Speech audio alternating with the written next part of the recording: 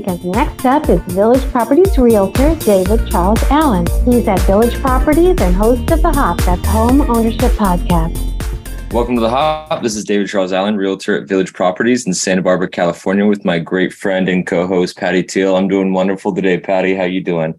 Oh, I'm doing great too, David. The weather here in Florida is really wonderful. It's the time of year that I guess people like to come here, though it's a little crowded, but it's getting up to maybe 80 degrees or the high 70s, cooler in the morning and the evening. So this is when the good weather happens. I love it. We got a wide range of weather here ourselves as well. Looking at in the 60s some days in the high 50s, and then even one day in the 70s. So we may even get some rain coming up. That sounds wonderful. Yes, it does. And then there's been some surf out there. It's been pretty consistent. Not anything great recently, but there's definitely been some fun days to be had out there. Oh, good. As long as it's good enough to go catch some waves and have some fun. Yeah, as long as you're out in the water, that's usually the most enjoyable part. So in terms of how interest rates have performed, we're at 5.25 for 30-year jumbo and 5.875 for 30-year conforming. So again, a slight move back up since last week. Nothing major, but sometimes those little increases matter when you're talking about bottom line and monthly savings. Mm-hmm. Yes.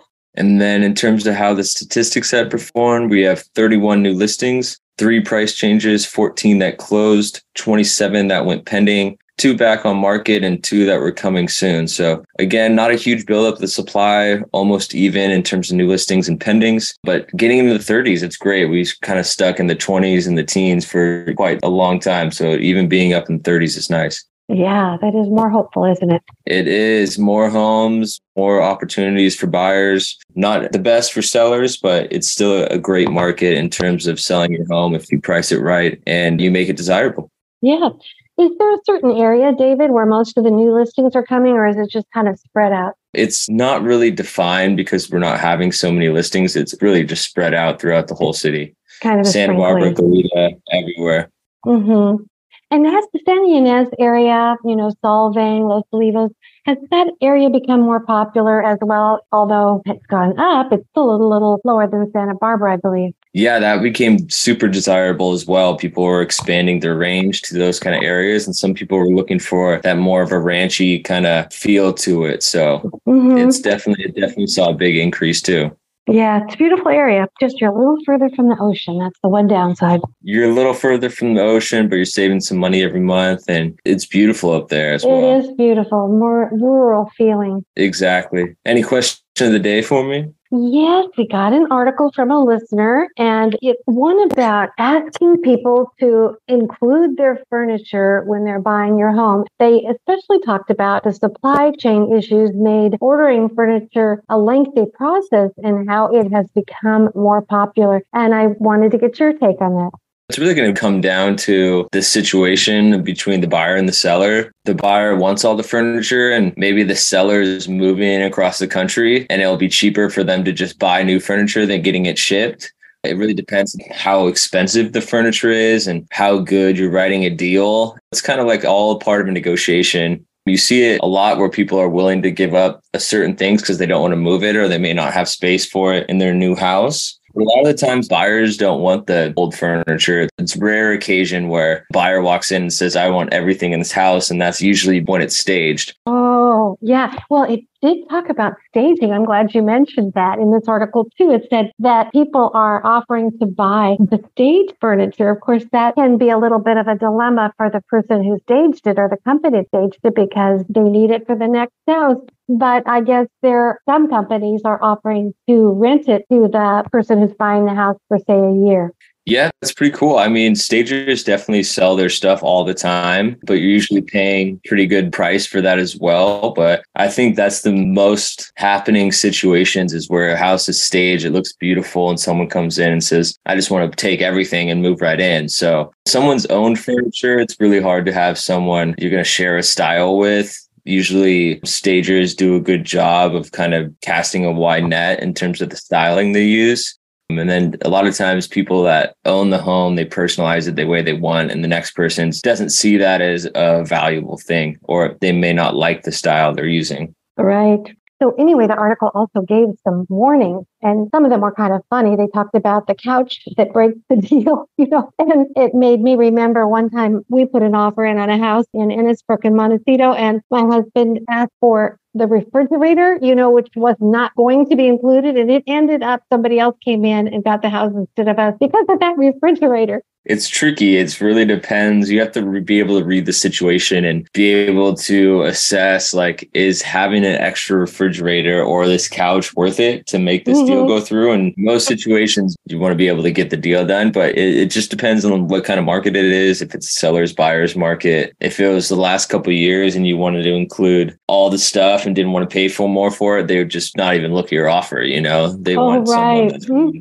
Yeah. And one of the realtors in the article said that you should do the property deal separately from the furniture negotiations. But that seems like that could get tricky too. I don't know. As you said, it probably has to be on a case-by-case basis. Yeah, it really depends how expensive the furniture is. And then you're kind of getting into a different set of liabilities in terms of selling furniture on the side. And it just depends. Like, there could be a situation where you say, hey, I'll buy the house for this and I'll pay 50 grand for the furniture on the side. Then that person doesn't have to pay capital gains on the 50 grand because they didn't sell it in the house. But then it could be looked at as you're trying to evade your taxes or some sort like that. So then it just gets into the litigious side of things. If you want to do it, be my guest, but I wouldn't want to get involved with something like that. It's a little too more complicated and a little too many things can go wrong. Right. Well, as you're talking about it, I'm thinking, boy, that is complicated. And I think what the article also mentioned, it was a good point. Sometimes what the buyer is trying to get is the lifestyle, even more so than the furniture. They told stories about them wanting a couple pet cows included. And then there was another offer from a buyer where they wanted the dogs, the Jack Russells included. Don't let our dogs hear that. They are definitely not for sale. It's crazy how that happens. One of the last houses I sold, the rabbits were actually included. So yeah, they had this really sweet setup in the backyard, and the place they were moving to didn't have quite the right amount of space for it. They could have made it work, but they're like, hey, if you want the rabbits, we can keep them. And luckily the person buying it was a huge animal person who was like, yeah, of course I'll take the rabbits. Like, of course. Wow. So, wow. That is really funny. And I guess you just have to take it on a case-by-case basis. So that's a good story, David. It's all just situational. Yeah. So, David, how are your fur babies doing? Speaking of animals. Everyone's doing really great. We went up to Lizard's Mouth the other day and did a bunch of rock hiking, and the dogs were loving it, running all over the place. So it's a little scary up there sometimes because there's huge cliffs, but they made it work. Yeah. Oh, I used to love hiking with Ollie in Sedona off leash. That was just so much fun. In Santa Barbara with my previous two dogs, it was just the best to go hiking with my dogs. I loved it. But there, are some perils, rattlesnakes and creatures that you have to look out for. In the most sense, though, you're going to have a good time. We just have to watch out. Great time. Yeah. I was just noticing when I took my dog to the park this morning, I went with my daughter's dog, Tuffy. And Tuffy is sometimes not very friendly with other dogs. I don't know. I think he's trying to be protective of my daughter, and he starts barking. But then Ollie normally is really good. But when he's with Tuffy, he acts really like a ruffian too. So it's that pack mentality takes over. Moose does that. He's picked up on some of Jasmine's really annoying qualities. And you're just like, God, Jasmine, what are you doing? And Jasmine can't help herself. That's just the way she is. So it's almost like a pack mentality, or almost, if you compare it to people, almost like a gang mentality, isn't it? Where normally people wouldn't act the way they do, but when they're in a group, they do. It's 100% true. Yeah. Yeah. Well, David, thank you so much for all the great advice about whether to make your offer include furniture or the perils that are involved with it. And I want to make sure that people have your contact information if they're interested in buying or selling a home. Yeah, my number is 805-617-9311. And my email is david@davidcharlesallen.com.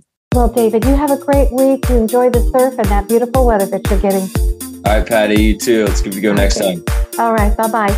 Bye.